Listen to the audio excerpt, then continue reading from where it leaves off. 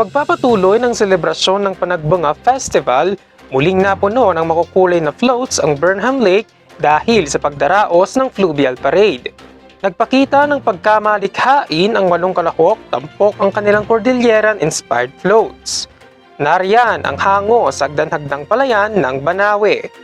Hindi rin naman nagpahuli ang bangkang ito na may temang Welcome to Baguio. Kasama rin sa nagbigay kulay ang ilang non-competing floats tulad ng Baguio Police Office, sakay ang kanilang mascot na si Sergeant Topo at ang Latrin at Benguet na pinagmalaki ang strawberry industry ng kanilang lugar. Sa huli, tinanghal na kampyon ang float nila Vivian Celso na may temang Kanyaw as Thanksgiving. Ang Kanyaw ay isang ritual ng mga Igorot na kalimitang ginagawa tuwing may mga social gatherings. Mapuspos ang paghahanda. Like, gabi pa lang, pinagpuyatan talaga.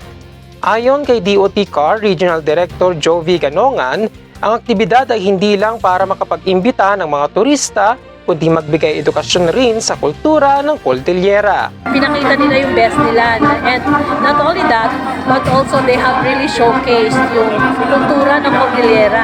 No? So, it's not only beautiful, but also educational. Alam mo kasi nadagdagan tayo ng mga categories, ano? Kaya siguro nakita nyo, iba-ibang klaseng float. So every year, nagle-level up. Every year, we try to improve.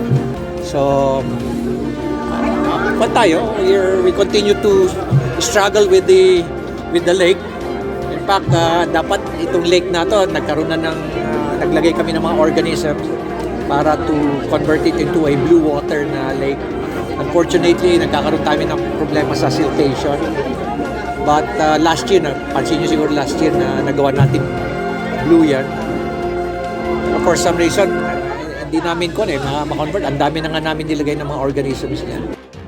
Ang mga turista naman na nanonood ng parada ay hindi maitago ang pagkamangha sa mga bumidang floats tulad na lang ni Nat na mula pang Isabela. Oh, maganda naman lahat sila. Maganda naman lahat. Mula naman sa UK, first time ni na Julie na bumisita sa syudad. It's been wonderful. It's really lovely, really beautiful. And the people are very, very friendly. You're all very smiley and happy, which is lovely. Nasa 3 taon na ang fluvial parade na organisado ng DOT CAR at City of Baguio. Adrian Mas para sa PIO Baguio Balita.